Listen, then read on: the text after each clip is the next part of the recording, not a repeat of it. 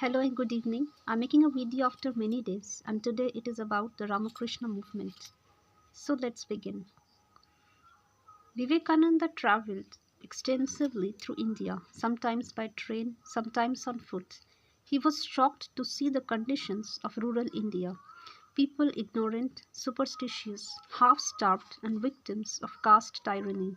If this shocked him, the callousness of the so called educated upper classes shocked him still more. In the course of his travels, he met many princes who invited him to stay with them as their guest. He met also city based members of the intelligentsia, lawyers, teachers, journalists, and government officials. He appealed to all to do something for the masses. No one seemed to pay any heed to him, except the Maharaja of Mysore, the Maharaja of Khetri, and a few young people from Madras. Swami Vivekananda impressed on everybody the need to mobilize the masses. If few educated people could not solve the problems of the country, the mass power had to be harnessed to the task. He wanted the masses educated. The ruler of Mysore was among the first to make primary education free within his state. This, however, was not enough in Swamiji's view. A peasant could not afford to send his children to school, for he needed their help in his field.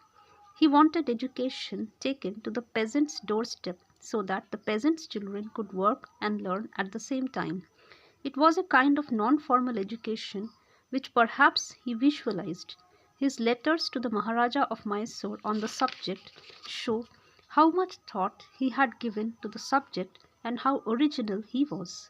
Other princes or the intelligentsia as a whole were impressed by Swamiji's personality but were too much engrossed with their own affairs to pay any heed to his appeals. Could guess the reason why the so called leaders of society ignored him. Who was he? A mere wandering monk. There were hundreds of such monks all over the country. Why should they pay any special attention to him? By and large, they followed only Western thinkers and those Indians who followed the West and had some recognition in the West by so doing. It was slave mentality, but that was what characterized the attitude of the educated Indians over most matters. It pained Swamiji to see Indians strutting about in Western clothes and imitating Western ways and manners, as if that made them really Western.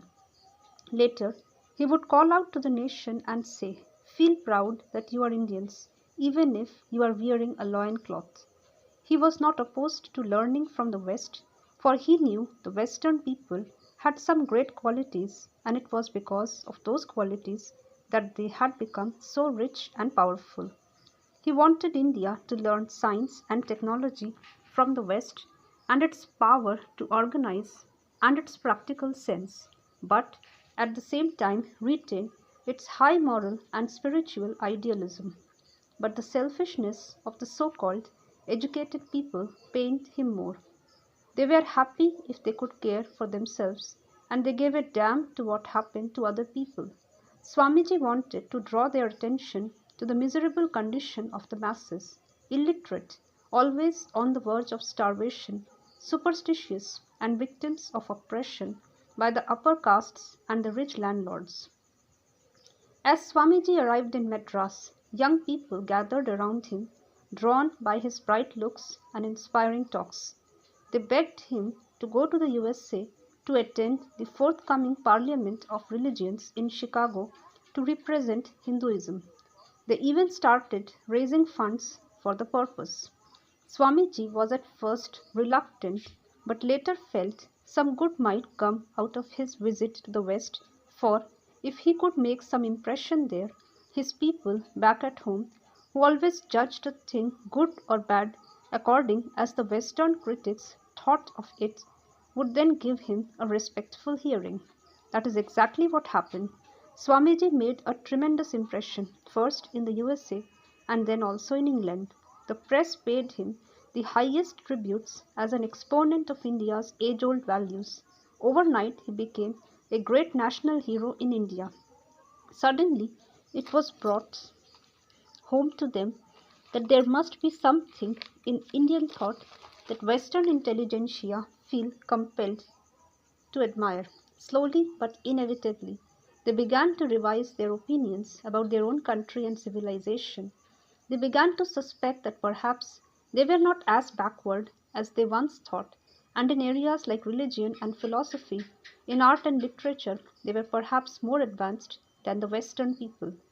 They had always felt sorry about themselves, but now for the first time they awoke to the richness of their heritage. This was the starting point of the Indian Renaissance. One hears about a long succession of national leaders starting from Tilak have drawn inspiration from Swami Vivekananda. They discovered India, her strong and weak points, through him. Even today, anybody who wants to discover India, Indian history, must study about Vivekananda. He described India's neglect of the masses as a national sin. Next to this was the sin of neglecting the female population. Caste in its present form was yet another sin. India's ethnic and religious pluralism did not worry him, for India had always sought her unity in love and respect to sing different sects and communities. He saw socialism coming and he welcomed it for India as for the rest of the world. The working people were sure to come to power, and in order that the transition might be peaceful, he asked the Brahmins to pave the way to it. Lest any cultural decline should occur following this shift, he wanted to deluge the country with spiritual thought.